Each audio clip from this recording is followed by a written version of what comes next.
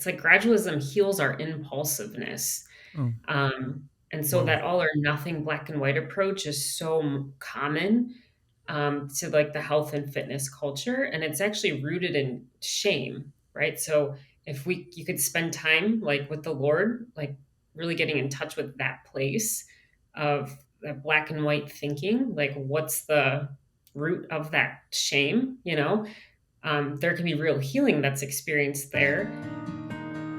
Welcome to the In Spirit podcast from Amoris Christi. Join us as we explore current events and all manner of fascinating topics and explore their connections to Christian living. Welcome, everyone, to another episode of the In Spirit podcast. We have the privilege today of having Lindsay Fullerman join us from Cleveland, Ohio. Lindsay, thanks for being with us. Hi, thanks for having me. Yeah, it's great to have you. And Lindsay is the coach and founder of Fit from Faith, a ministry that focuses on the well-being of the human person. But could you share a little bit about that, Lindsay, and what Fit from Faith is? Sure. So Fit from Faith is really a Catholic health and wellness coaching apostolate. So we really focus on helping people to transform not only physically, but also emotionally and spiritually too. So really focusing on that whole human element and dimension, and not just making it about, food and exercise. And it really began through my own experiences and my own brokenness. And so I think that's how the Lord is really using, my wounds to really glorify Him through this ministry. Beautiful. Well, thanks for being with us, and thanks for sharing that, Lindsay. And really, that's what we want to talk about on this episode, about fitness in general. And we thought, you have such a beautiful way of approaching fitness and Fit from Faith and the journey as well. But could you share a little bit about how this ministry started and, what inspired you to begin this? Yeah, Anthony, it really began, like I said, through my own wounds. When I was younger, I struggled a lot with self-esteem issues, when I was in middle school.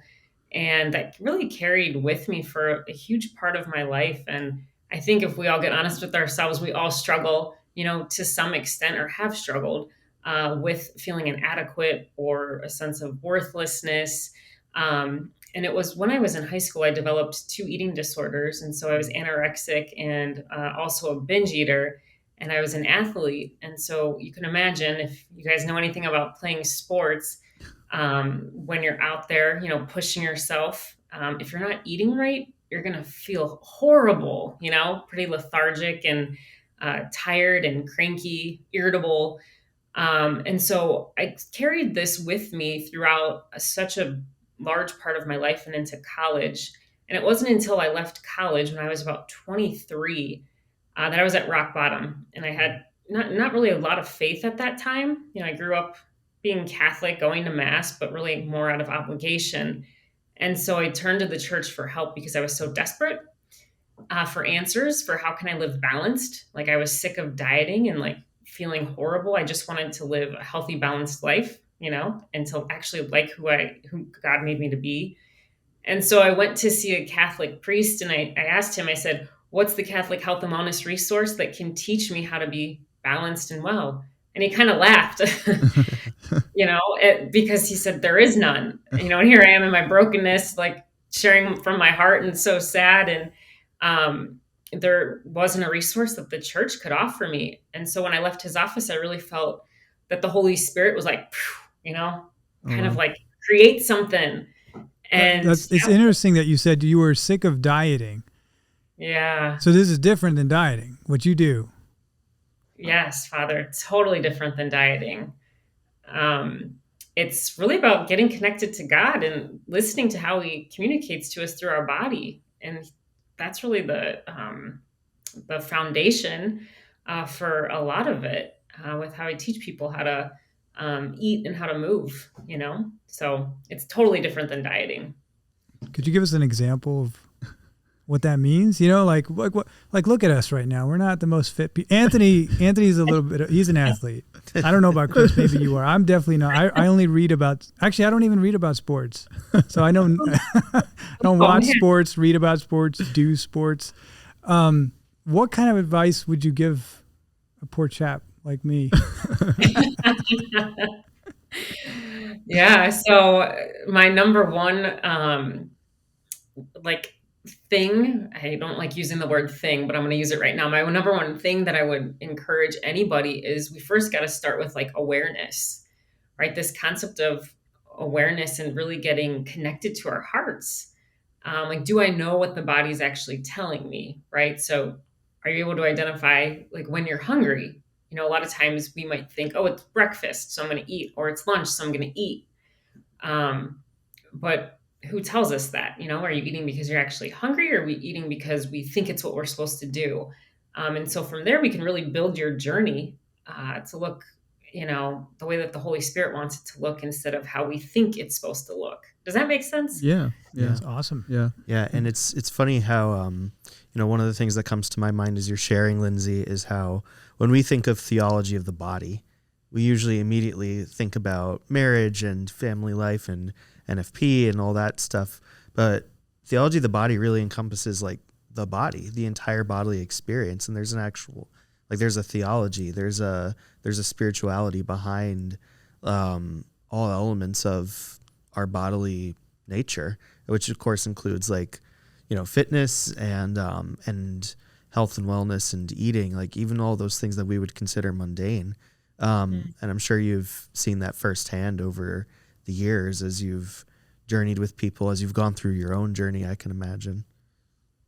Oh yeah, definitely. It's almost like I think we live, we almost reject the body in a sense, right? Like reject this idea of it being, of it being theological, because we're so used to being, only really sometimes seeing the spiritual part of who we are as good, you know, and almost as if the body is bad, right? Similar to like Gnosticism or Albigensianism, those schools of religion that were on the scene, way back in the early, church.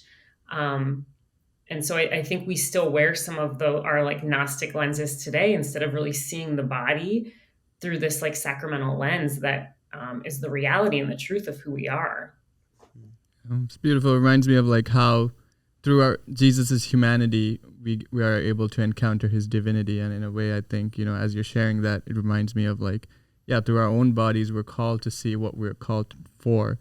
So I think, could you share a little bit about some of the core values that Fit from Faith or your ministry kind of embodies? I know we talked a little bit about the body as being a place to encounter the divine, but is there...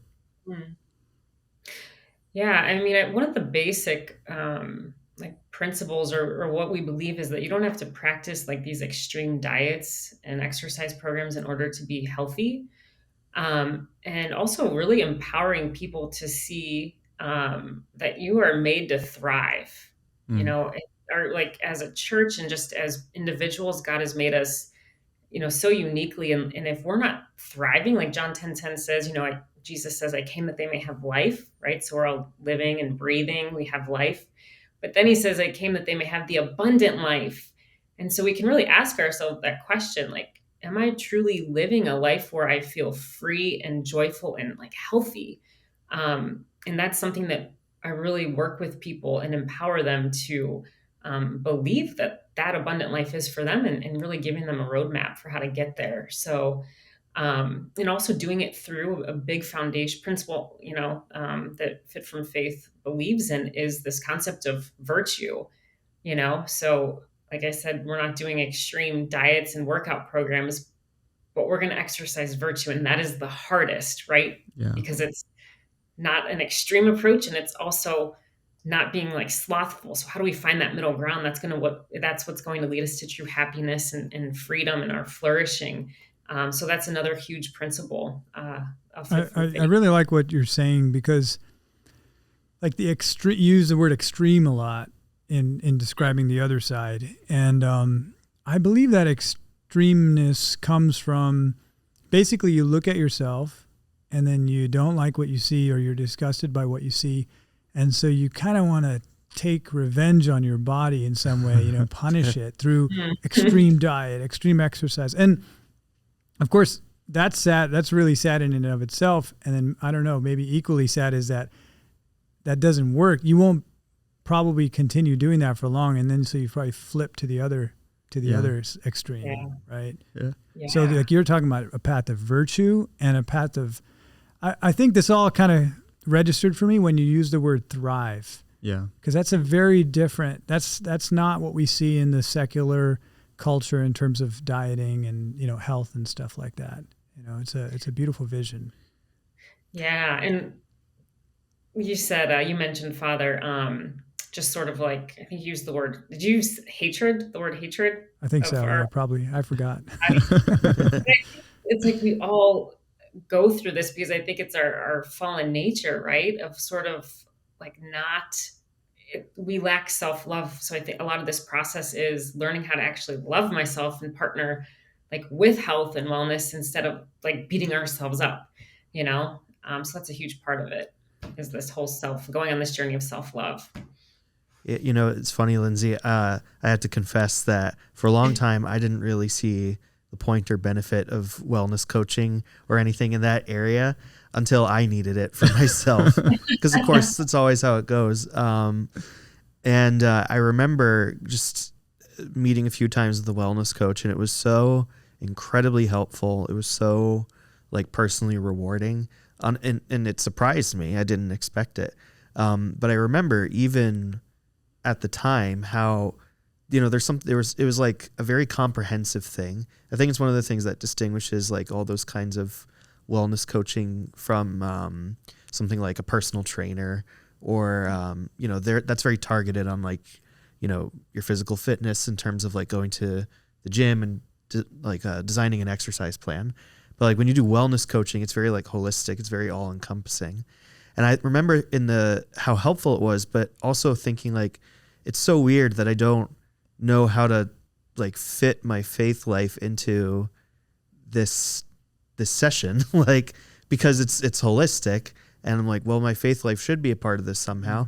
Mm-hmm. And so it's sort of like, okay, well, you know, we'll take a few deep breaths and, you know, practice gratitude and patience. And I'm like, okay, well, that's good. I need that. But also it could go deeper. And it's holistic, but it's missing the single most important thing in your life. It's like the glue. Right. So I guess all that to say, like, I very much appreciate this ministry and your approach. And, you know, what do you see in what you're doing that differentiates it from your perspective from like the other sort of coaching programs that are out there? Yeah, no, thank you. The number one reason why people always like come to see me or they sign up, you know, for the programs is because they say that they're missing God on their journey. They're like, I've tried everything, but I know he's missing, right? So we become like these self-sufficient creatures that are trying to do it on our own and trying to listen to, right, other voices. And we make these other people, in a sense, God. And we listen to, you know, sort of their path instead of like slowing down and tuning into, oh, wait, what's the Holy Spirit asking of me? You know, because perhaps I'm putting pressure on myself that's not supposed to be there and God's not asking that of me, you know? So that's the number one difference is, you know, you hit the nail right on the head when you said your own experience was lacking the most important thing, you know, or the most important person, which is God. So it's that spiritual element that I find is just the key to long lasting transformation, you know? And I think also like recognizing that the desire to be healthy, like I've never met someone ever, and I knock on wood because who knows, there could be somebody out there, but someone who has said, I don't want to be healthier. Like, I feel like we're all striving for it. Even me, someone who's like, you know, coaching and doing this work for a living, I still desire to be healthy. And when we can actually make peace with the fact that that desire to be healthy is actually an innate desire, so it's a divine desire that God has given us and it's not going to go away, you know, then I think we can actually sort of experience a breakthrough that allows us to stay on the journey, because it's almost like, you know, we might enter into a program and then stop it after a certain amount of weeks, and then that desire to be healthy is going to come back. Give it 2-3 months, give it a year, you're now going to be finding the next program.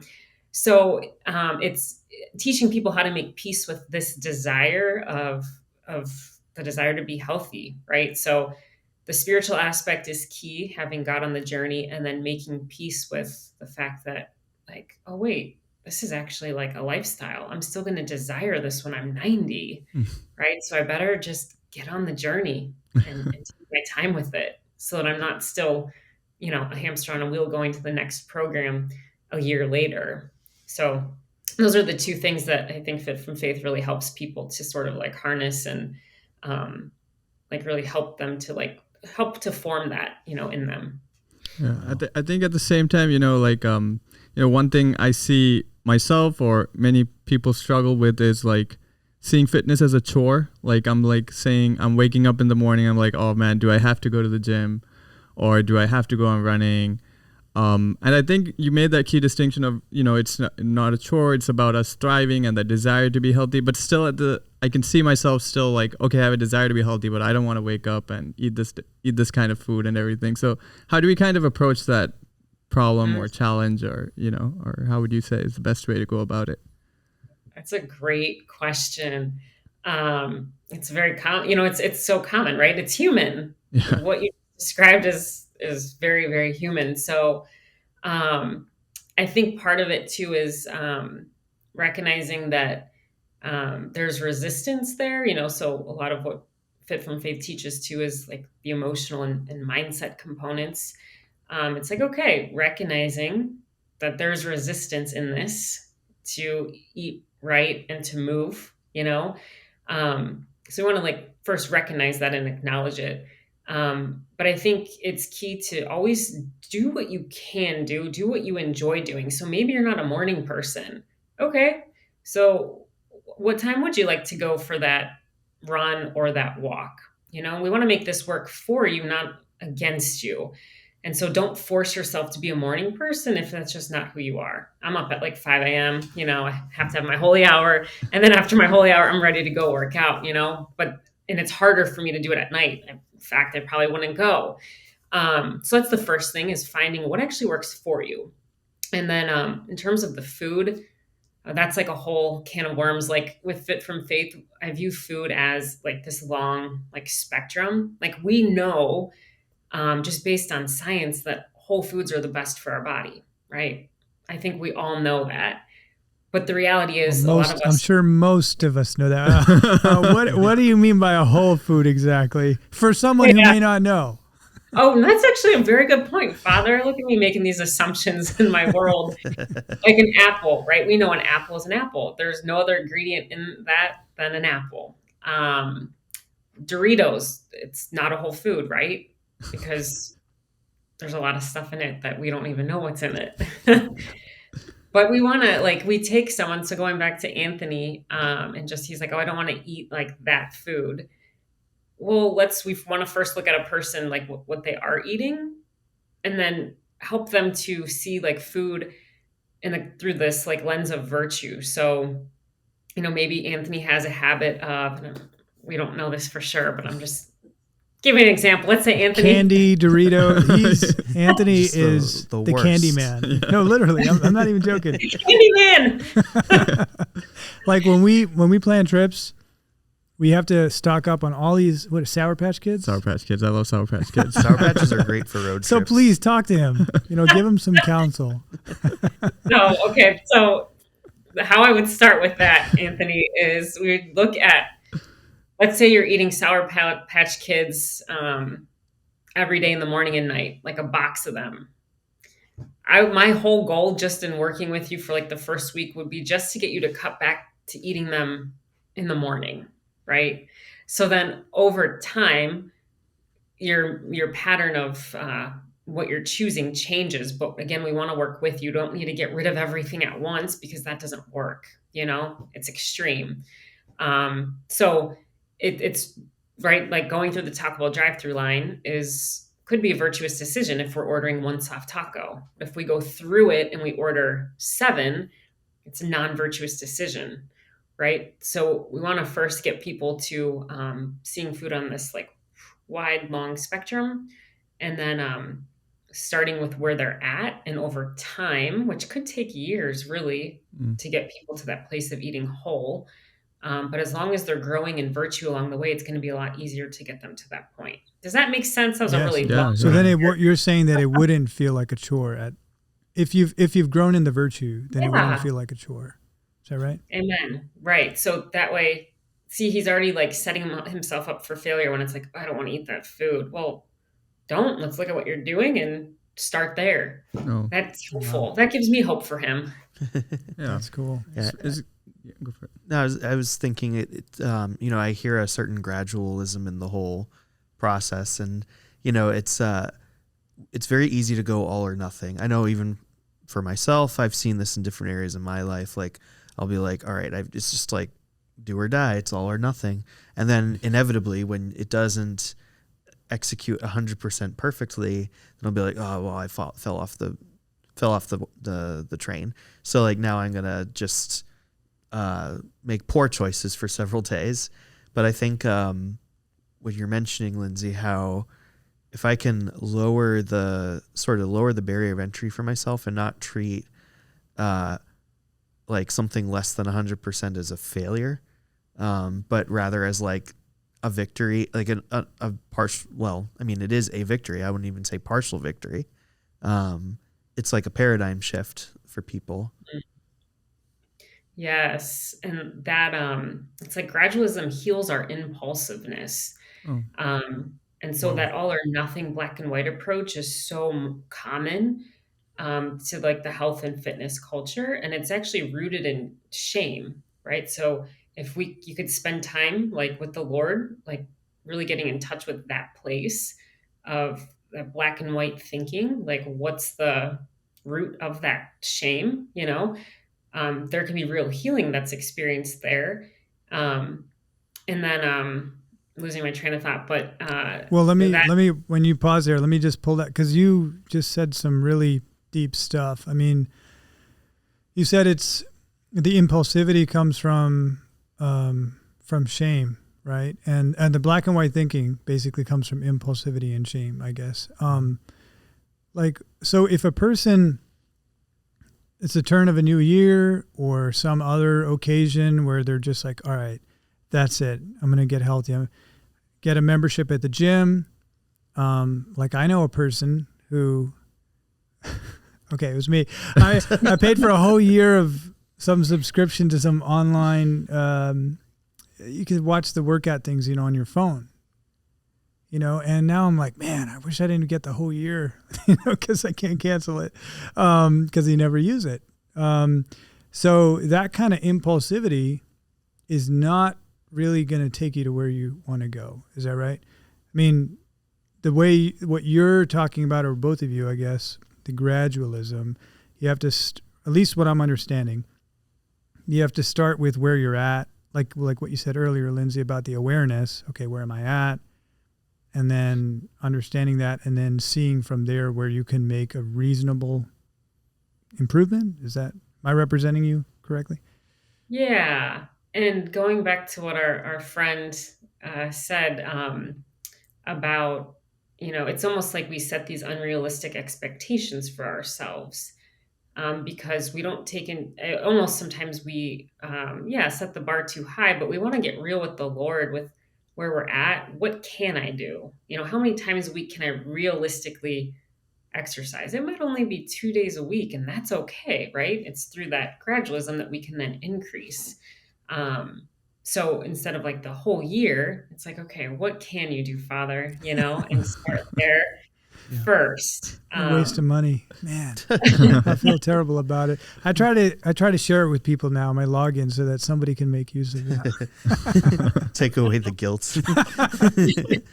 Yeah, I'm really fascinated by the connection you drew between impulsiveness and shame, and I think that there's so much that could be said there. It almost seems to me that, I don't know if this fully encompasses it, but it almost seems to me that the shame comes in because I'm so displeased with who I am right now, and I just need to get away from it as fast as possible, or as dramatically as possible.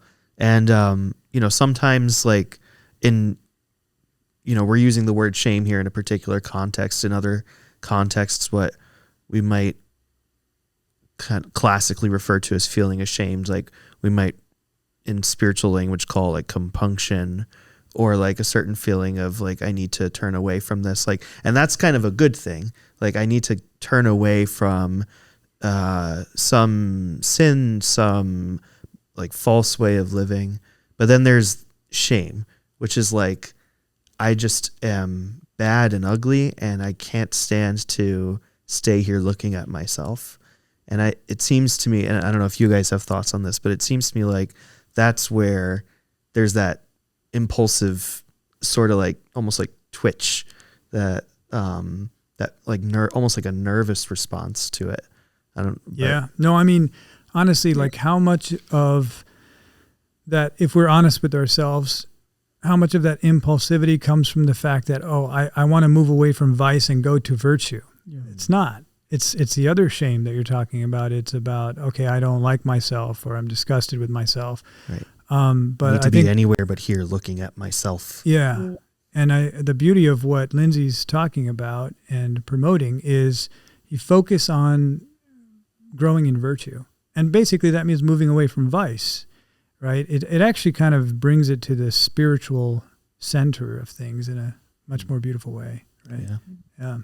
I wanted to ask you, Lindsay, I mean, when you work with people or yourself, personally, or when you work with people, how does this integrate into a person's prayer life? Like, how does this overflow or flow from what's happening in a person's prayer, relationship with the Lord, interior life? Yeah. And if we use this example, right here, with talking about shame, it's like, that's the place where we need to like open it up to the Lord and let love in, right? Really getting connected to that feeling of shame, right? In prayer. I'm so disgusted with myself, really allowing the Lord to like look at you in that, be with you in that shame. It's like, how does he see me? Right. So that instead of turning to that like rejection of self, we're actually allowing healing into this part that needs it. Because then, we have to open this stuff up to the Lord, is what I'm getting at, all of it, because that's what's going to lead to this healing component, which is so foundational to Fit from Faith. So it can really transform the way that you see yourself. It can really help you to feel like God is actually, you're one with him, instead of, I'm doing this fitness thing over here and the Lord's out there. It's like, we want to integrate this, to really become who he's calling us to be. We can really step into that when we allow him into these parts of our heart as we're on this journey and things are coming up for us. We feel shame, or we feel freedom and joy, and we're proud of the progress, like it works both ways. He wants to be a part of that. So it can really, really transform our spiritual life. I encourage all of the people I work with, even if they have spiritual directors, take this to spiritual direction, take it to confession, right? So that it can somehow be integrated into what your director is walking you through right now. So there's definitely a synergy, between the two. That's awesome. Yeah. When you say take this to spiritual direction, you mean the whole aspect of your physical health and how you experience it, how you experience your body and such? Yeah, or in something that's coming up for them in the program, through a lesson that's being given. There might be one line that really jumps out at someone, and they might have a huge epiphany of like, wow, I've been rejecting my body. It's like, take that one thing. It doesn't need to be everything, but take that one thing that really struck you, take that to direction, and let your director into that place so that he can also help, on the journey. And confession. I mean, because that's repentance. When you recognize that and you're contrite, wow, I've been rejecting my body. Whoa. That's a serious place it's a beautiful place of repentance and healing. Yeah. So it's just like a whole other way of looking at, I guess, fitness, exercise, like it's really a healing of the human person, that it brings us to the fullness of who we are. And I think it's really beautiful. And so, yeah. So could theoretically, or maybe not theoretically, could there be a person who is physically really in shape? Like maybe there's a guy who's really strong and, you know, all of that fit, but in this holistic sense in which you're talking about, could really be very not there, very off. I mean, is that something you've encountered or seen? Yeah. So I did work at a seminary for 8 years, and it was great, you know. So I had this experience of working with the masculine heart in this area. So we had a variety of athleticism, different levels. And there were, you know, men that I worked with who were fit. And we see, you know, perhaps that there's still a rejection of the body, even being physically fit. You see it in both someone who, you know, might not be as fit, someone who is fit. So there's still work to be done on the way that they view their person. And then also, even with food, not all fit people eat virtuously. You know, they can still lack awareness at meal times and be on autopilot, and not know how to create a balanced meal, right? Through genetics, they might just have been gifted an athletic, you know, build. So it's interesting to just see that when working with the masculine heart, you know, whether fit or not physically, some of the heart stuff is pretty, you know, similar. But we can also see that fitness becomes this idol, you know, like if someone is more physically fit, perhaps, you know, fitness and health has become an idol, that it's actually taken the place of God. And I've encountered that as well. So with that, it's like we don't want to stop people or discourage people from working on their fitness game. You know, we never want to do that. It's being okay with the fact that, you know what, I do idolize fitness. I do idolize my body. But you know what? I'm going to keep working out, and I'm going to invite the Lord into that to purify it along the way. I kind of fell into That's that great. category. So I understand, you know, I can see that, like, in just the need for purification. And you bring up something that is sort of a follow-up question too, about motivation. So for both men and women, I think many times the motive for getting healthy, getting fit is, you know, I want to look good. Like, or it might be something better. It might sometimes it's something much worse than that. But you know, there's like what we might call not exactly a virtuous motivation behind it. And so what role do you play in helping people over time, like, transfer that motivation towards something virtuous? Yeah, the motivation is so key. Can you repeat again just that first part that you mentioned? I wanted to hit on something. Yeah, so like a lot of times men and women will maybe not be focusing on their physical fitness, especially like exercise, for the right reasons. Like it might be for, you know, like that I want to look good or something like that. Was that getting to? Yeah, it just reminded me that it's so interesting to me that like God desires for us to feel good about who we are. He wants us to delight in ourselves in the way that He delights in us. You know, like it's what we're made for. And so I think it's important to recognize that, of like a lot of people might shy away from fitness and health, you know, and because it's like that desires, oh, I do want to look good. And I'm like, great, God wants that for you too. Right. Like, Like, right. So it's the not a bad opposite's not desire. appropriate. Yeah. Yeah, it's not a bad desire to want to look good and to feel good and to start taking better care of yourself because you want more confidence or because you want to look good. I encourage people in that, right? There's a confidence to that. There's a strength to that. There's a security in that. And I'm sure it's also intermingled with, you know, perhaps some, you know, mixed like desires that are unhealthy, right? But again, that's where the purification comes in. That's where the sort of like the coaching comes in. So Yeah. I think it's a good desire though. No, that's really helpful because, yeah, looking good has to be a good thing. It can't be a bad thing. Or wanting to look good has to be a good thing. Right, It was like in today's reading, where Jesus says when you fast, put oil on your head or something. Don't look gloomy. Ointment. Should I like rub this ash off? Like, When I was listening to that today at Mass, I was thinking like, it's like gel, a modern form of that. It's like gel your hair when you fast. No, but I think that itself would be so healing for people to hear. That's wonderful that you want to look good and that you want to feel good about who you are. Like that's such a good desire.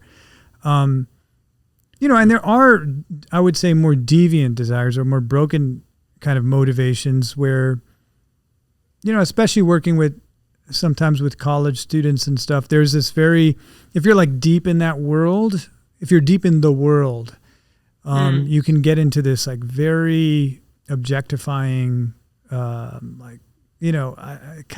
like to call it animal kingdom type way of looking at things, and that's obviously a lot deeper and more sad. But even there, what you're saying is that we can focus on the good desires, and then you're able to kind of help them, walk them through that process of the healing of the other motivations. Right. Yeah. So it's not just like, it's like, okay, bring it, but let's work with it, Right. And I think that to hit on what you were saying, Father, like it is very healing, I think, for people to hear that, like it's good that I look good. It's good that I feel good about myself. Because we don't want to encourage the opposite, of course, where it's like, no, you shouldn't think at all about like your physical appearance, like you should neglect it, or, it's just vanity to think about it at all. Like, no, there's like, because I think that virtue is a word that's come up across the whole conversation. And, Aristotle's synonym, I guess you could say, for virtue, well, it was just what he said when speaking about virtue, is that virtue is excellence. And like, there's a greatness in the human body in general. There's a greatness in my body in particular. And the mission, of course, is to show forth that greatness. And that, I think that also lifts me out of the animal kingdom. Yeah, Lindsay, beautiful. And I think, when we think of this journey, we begin, I can see myself, okay, I have a desire, begin with that desire, begin with what's good. But many times I myself, and I know multiple people, as they begin this journey, start dealing with failure. They've tried this and then they fail. Any thoughts on like how we can, go about failure with fitness or just in general, in this journey that we're taking of healing? Yeah, I always tell people expect to fail. And I think one time I had a client who said, "What? I'm paying you money and you want me to fail?"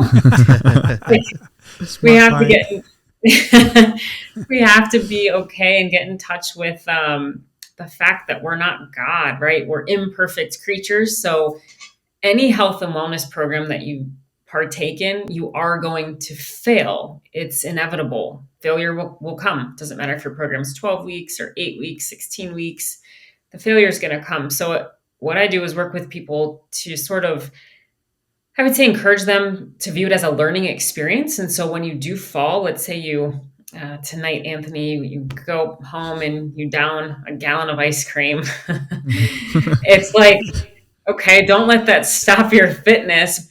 But later, like, look at the Lord with like, okay, what are you trying to teach me there? Right? There's something that he's trying to teach you in that experience. And so when we are okay with looking at our failures, we can actually get up quicker instead of just staying down, giving up, throwing in the towel, which is what we see happen a lot in society, So the Lord's always trying to teach us something. And maybe he's trying to teach you that, when you are, stay up too late at night, right? It's not healthy because you start reaching for food, or maybe when you're, lonely, that's when those things happen, right? And then that's the place to really enter into with prayer. So learning experiences failures are not failures. They're failures if you refuse to look at them. So I encourage people to really look at it as a learning experience and to really open up in prayer. Okay, what was going on there? maybe the day was just busy. I had no time to rest. And so the release for me is to eat that gallon of ice cream. And maybe I actually need to connect with a friend and call them at 9 o'clock at night instead of thinking the ice cream is going to fix my desire for connection. So those are the places that those are the places that we really travel to, right? It's the real stuff. It's the stuff that's going to bring about real lasting, transformation and fruit when we go there. This is really fascinating. Yeah, I don't know if we've given you really a chance to speak about Fit from Faith itself and kind of like how does it work? Do you meet with your clients as a group? Do you give talks to them or materials to them? I mean, would you care to share a little bit more about that? Yeah, so right now, I am actually in the process of rebranding and relaunching my work in April or May. So the programming is going to shift a little bit, but right now I'm doing a lot of speaking engagements, and a lot of the programming with Fit from Faith is done online. So the program is 13 weeks long, and so for each so there's two programs. The first one is 13 weeks long, and each week you get a new lesson. So that lesson is meant to be what you're really praying through and sitting with throughout the week. So there's a physical component with nutrition and exercise, and then there's an emotional and spiritual component as well. So you're taking that lesson, and then you're going and actually implementing it. So there's that practical application part of it. And then you're doing a check-in every night. So it's similar to like an Ignatian Examen, if you're familiar with an Ignatian Examen. It's where you're looking over these parts of your day, your physical, emotional, and spiritual wellness. And you're just checking in at night. And so we start to track your behavior trends to see how you're doing. So it's beautiful because so me as the coach, I can see, what's actually going on in this person's world each day. So I do, we meet as a group. So I run 13-week cohorts. So we meet as a group online for an hour once a week. And then I have a certain amount of spots open for one-on-one coaching. And so it's beautiful to just see how transformation happens through that community aspect of like the group coaching and the one-on-one coaching, especially in a group dynamic. Someone's breakthrough often leads to someone else's like epiphanies and their freedom. So it's beautiful to see that community aspect to it. So it's beautiful. So that's one program. And then a second program is the focus is an 8-week program that's all about emotional wellness. So we journey through really developing our mission and like how we're going to live that out in the world, and getting in touch with our own like brokenness and our wounds and how we can really become fully alive and really foster this sense of self-worth and self-love, and to be able to live really more in the fullness of who we're called to be. So that's also an online program where you get a lesson once a week. We meet for an hour in a group, and then there's also reserved spots for one-on-one coaching. That's awesome. Yeah, pretty amazing. Yeah, and Lindsay, where can we find Fit from Faith? Is it online and we'll put it in our show notes as well, but yeah, you can check it out at www.fitfromfaith.com. And all the information is right there. I think it's the second part. I did not know that. You said it was emotional wellness. At least some of the aspects you highlighted were about discovering your mission and living that out in the world. That's awesome. Yeah. That could be, and I think you're a great witness of that. Yeah. Because you've taken this where the Lord led you in your own journey of healing and growth and conversion. And then I guess you felt that call to share this with other people and you've made it happen. So yeah, the journey has been really beautiful. Like, you had that desire and something for healing, and then the ministry growing out of that. So I think it's a really beautiful testimony to what the Lord's been doing in your life. So thank you for sharing with us. Yeah, it's inspiring. Yeah, really inspiring. Thank you, guys. I appreciate that. Cool. Well, do you want to, I guess we're about ready to close, but did you want to share a little bit about your rebranding and what we can look forward to? Yeah, definitely. So I'm relaunching all of my work in April or May. So we're launching into Full of Grace Wellness. So it's going to be just an awesome transition, just kind of, yeah, going through that rebranding and process has been wonderful to really help this work really become more fully alive and for people to experience like greater freedom, greater detachment, and really help them to develop a greater sense of like purpose and self-worth. So it's almost like, we've been around since 2016 and the Lord just really has called it into something new, something greater, something more, of what he wants it to be. So that was the point behind the rebranding and relaunching. So That's awesome. Yeah, Congratulations. Beautiful. thank Yeah, and you. keep us posted on when Full of Grace Wellness comes out, because I definitely want to sign Anthony and Chris up. For it. So. We'll pray for Father Thomas. We'll watch those videos for you, Father. That would be great. All right. Thank you so much, Lindsay, Thank for you, this Lindsay. episode. It's amazing. Thank you. Thank you guys. God bless. Bless. Thank you for joining us on this episode of the In Spirit podcast. In Spirit is an initiative of Amoris Christi, an apostolate dedicated to lay spiritual formation. For more information and to keep up to date, you can visit our website at amorischristi.org and follow us on social media.